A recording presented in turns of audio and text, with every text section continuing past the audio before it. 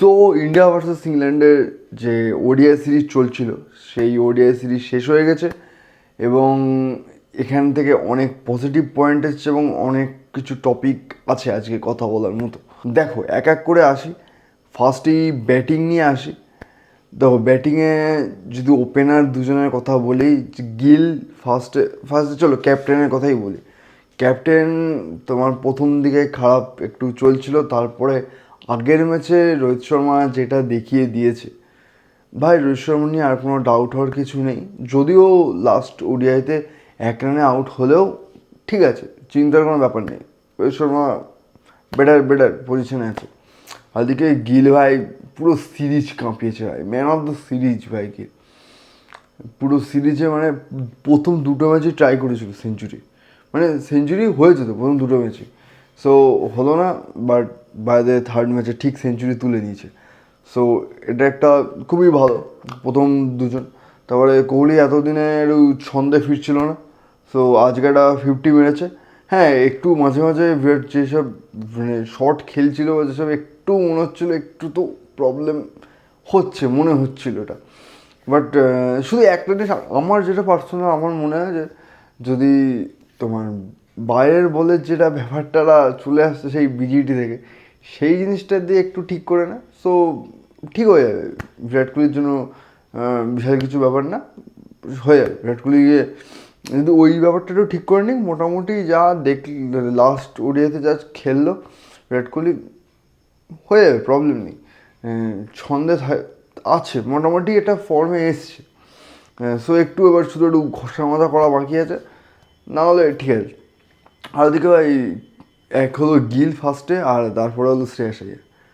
ভাই দুজনে জাস্ট মানে সব দায়িত্ব নিজে হাতে নিয়েছে ভাই, দুজনে কাঁপাচ্ছে ভাই দুজনে লিটারেলি। একটা জিনিস বলি, ফার্স্টে এই যে তিনজনে একটা মোটামুটি রান করছে, এবার সেই রানটা যে তোমার মানে 300-র কাছাকাছি বা 300+ টোটাল নিয়ে যাওয়ার দায়িত্বটা কিন্তু মেনলি শ্রেয়াস আইয়ারের।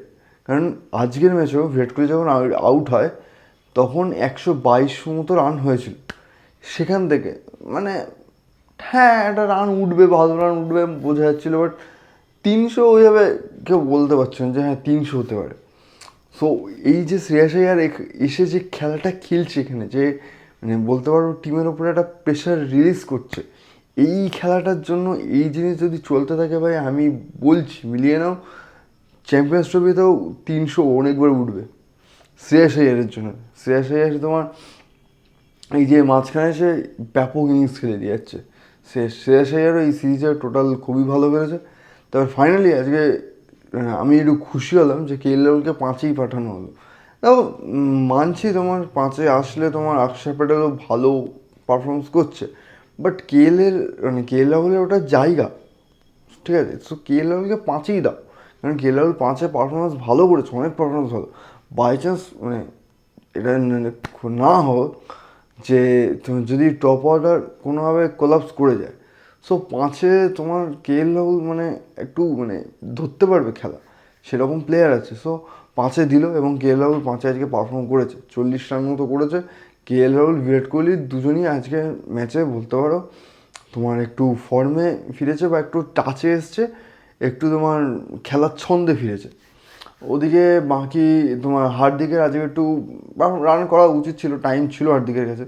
সো সমস্যা নেই, হার্দিক এমনি ফর্মে আছে, সো দরকার বলে ঠিকও করে দেবে। আর ওদিকে আজকে তোমার জাডেজাকে বসানো হয়েছে, কিন্তু অক্ষর প্যাটেল তোমার আজকে মোটামুটি খেলেছে। শেষের দিকে ভবক সব উইকেট পড়ে গেল শেষের দিকে, নাহলে এই রানটা আরও যেত, রানটা মোটামুটি 80-85-র কাছাকাছি যেত, 380-85-র কাছাকাছি যেত। সো ওদিকে তোমার আমার মনে হয় ইন্ডিয়া এই যে তোমাদেরকে একটা জিনিস বলি যে আশা করি জানো, না হলে আমি দিয়েছি তোমার কমিউনিটি পোস্টে একটা, সো ওখান থেকেও দেখতে পারো যে ইন্ডিয়ার স্কোয়াডে কিন্তু দুটো চেঞ্জ হয়েছে। এক বুমরাকে আমরা মিস করবো চ্যাম্পিয়ন্স ট্রফিতে, বুমরা নেই, সেই জায়গায় হর্ষিত রানা এসছে। আর ওদিকে জয়সওয়ালকে তোমার অ্যাজ আ বসিয়ে দিয়ে জয়সওয়ালের জায়গায় বরুণ চক্রবর্তী ঢুকেছে। সো ইন্ডিয়া যে মানে অলরাউন্ডার এবং এমনি স্পিনার মিলিয়ে যে টোটাল 5টা স্পিনার নিয়ে যাচ্ছে, সেখানে আমার মনে হয় সবচেয়ে মানে লাস্ট চয়েস বা সবচেয়ে শেষের চয়েস যেটা হবে সেটা হলো সুন্দর হবে। কারণ সুন্দরের আজকে যা ব্যাটিং দেখলাম, অনেক নিচে সুন্দরকে নামানো হলো। আজকের প্লেইং ইলেভেন অনুসারে সুন্দরের এর উপরে ওঠার চাপ আছে, ঠিক আছে। মানে অ্যাজ আ নাইট ওয়াচম্যান ছাড়া এর উপরে ওটা সুন্দরের চাপ আছে। সো সুন্দর তোমার ব্যাটিংয়ে মোটামুটি একটা পারফরমেন্স ঠিক আছে, ঠিকঠাক। সো ওদিকে বোলিংয়ে আরও এফেক্টিভ হওয়া দরকার। প্লেইং ইলেভেনে জায়গা বানাতে গেলে যে বলটা করেছে আজকে, অবশ্য বেচারা ম্যাচও পেয়েছে একখানা। এর আগে কিন্তু ওডিআইতে সুন্দর ভালো বল করেছে, বাট এই লাস্ট ম্যাচে খুব একটা এফেক্টিভ হলো না। আমার যতদূর মনে হয় যে লাস্ট চয়েস হবে। আমি তো ভেবেছিলাম সুন্দরের জায়গায় বরুণ ঢুকবে, তো সেটা তো হলো না। এর মানে এই না যে আমি সুন্দরের মানে চাইছি ভাই বের করে দাও টিমটা, আমি জাস্ট বললাম আমার মনে হলো যেহেতু দেখো বোঝা যাচ্ছে তোমার সুন্দর হয়তো লাস্ট চয়েস হবে ইন্ডিয়ার কাছে, সো সেই জন্য সেইভাবে আমি বললাম। আর ওদিকে ভাই অবাক্কর ব্যাটিং আজকে হর্ষিত রানা। আমি জানি না ভাই ফার্স্ট ক্লাস হর্ষিত রানা কেরম কি ব্যাটিং করেছে। আমি হর্ষিত রানা আজকে ব্যাটিং দেখে ভাই মানে ও কি ভাই, কি 6 কি 4, হর্ষিত রানা ভাই ব্যাটিং দেখে অবাক আজকে আমি। সো একটা জিনিস, এটা টপ 5-এর মধ্যে মোটামুটি একটা স্ট্যান্ডার্ড রান যদি করে দেয়, পর বাকি পরে যারা আছে অলরাউন্ডার বলো মানে বোলাররা বলো, ওরা করে দেবে, বাকি রান করে দেবে। সো টপ 5-এর মধ্যে অ্যাটলিস্ট দুইজন বা আড়াইজন তো চলতে হবে ভাই অ্যাটলিস্ট কোনো একটা ম্যাচে, ঠিক আছে। তো এরপরে আমরা বোলিংয়ে আসি। বোলিংয়ে ভাই আজকে আকসদীপ খেললো। আকসদীপ মানে ভালো বল করেছে, যথেষ্ট ভালো আকসদীপ। ওদিকে স্বামী তোমার স্বামীও ভালোই বল করেছে স্বামী। আর ওদিকে হর্ষিত রানার যেটা একটা প্রবলেম আমি যেটা নিয়ে ভাবছি, সেটা হলো হর্ষিত রানা কিন্তু পাওয়ার প্লেতে বা শুরুর দিকে তোমার বল দিলে হর্ষিত রানা কি মার খায় ভাই, বাপরে বাপ। কিন্তু মিডিল অর্ডার বা তোমার দেখো ডেথ ওভারে আমি কিছু বলতে চাই না, কারণ ডেথ ওভারে এখনো অবধি হর্ষিত রানা তোমার মানে ওইভাবে ব্যাটসম্যান পায়নি, মানে সে মানে মেরে ফাটিয়ে দেবে, যেটা তোমার আমাদের T20 ওয়ার্ল্ড কাপের বলতে পারো ফাইনালে হয়েছিল বা কিছু, যে মানে সেরকম বাঁকা বাঁকা লেভেলের ব্যাটসম্যান আছে, মানে মেরে দেবে একদম পুরো। সেরকম চ্যালেঞ্জেস এখনও ডেথ ওভারে পায়নি। বাট ওটা ছাড়া বলতে গেলে মাঝখানের ওভারগুলোতে এবং ডেথ ওভারে কিন্তু তোমার ভালো বল করছে হর্ষিত রানা। সো এখানে একটা ইন্ডিয়ার একটা মানে জিনিস আমি বলি, সেটা হলো যখন শামি বুমরা একসাথে খেলে একটা জিনিস দেখবে, বুমরা একদিক থেকে জাস্ট চাপ বাড়ায়, ডট বল বা তোমার একদম মানে এজ লাগতে লাগতে বেঁচে গেল এরকম বল, বা বাউন্ডারি আসছে না, এইভাবে রান চাপতে থাকে, ইকোনমিক্যাল বল করার কাজ থাকে। আর ওদিকে মানে স্বামীর কাজ থাকে যে উইকেটটা নেওয়া। সো এখানে তোমার সেটা তোমার মানে স্বামীকে এখন তোমার উইকেট টেকার মানে আমার মনে হয় না স্বামী কতদূর কি উইকেট টেকিং মানে করতে পারবো। কারণ মানে স্বামী এই যে এত বড় গ্যাপের পর এলো, সেখানে স্বামী কিন্তু আগের মতো অতটাই তোমার দেখা যাচ্ছে না, যে মানে তাও ভালো হবে, আমি খারাপ বলছি না, বাট আগে যে ব্যাপারটা ছিল ওই ব্যাপারটা। সো এই জিনিসটা একটা করতে হবে, মানে সে হয় আমার মনে হয় না তিনজন খেলবে মানে ফাস্ট বোলার। কারণ যেভাবে ইন্ডিয়া স্পিনার নিয়ে যাচ্ছে দুবাইয়ের পিচ কিন্তু স্পিন পিচ হবে মনে হচ্ছে এখন অব্দি দাঁড়িয়ে, যেভাবে এত স্পিনার নিয়ে যাচ্ছে। সো যদি সত্যি স্পিন পিচ হয়, সো দুটো মতো স্পেসার খেলবে হার্দিক বাদে দুটোর মতো স্পেসার খেলবে তোমার।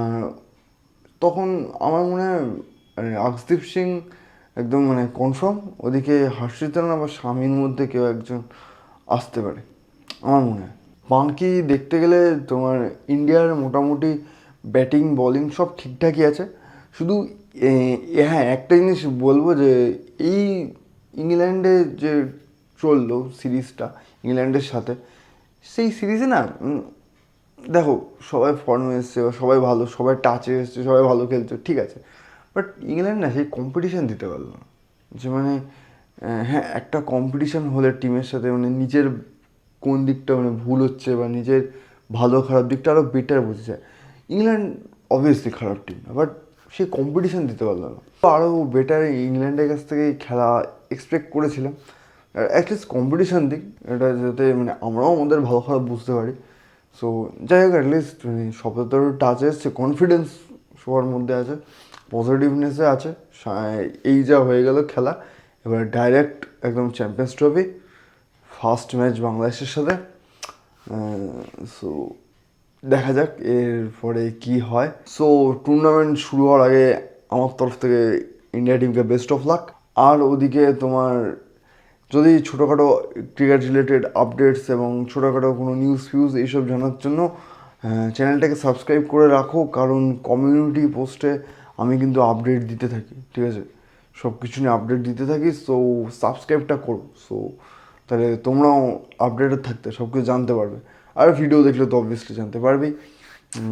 সো চলো এবার ডাইরেক্ট টিম ইন্ডিয়ার সাথে দেখা হবে এবার আমাদের ডাইরেক্ট দুবাইতে, মানে আমাদের তৈরি মানে দুবাইতে ডাইরেক্ট ম্যাচে দেখা যাবে।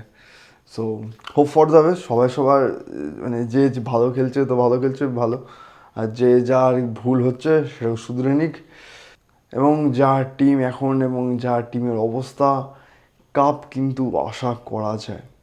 Hope for the best. তো চলো আজকের ভিডিও এখানেই শেষ করছি।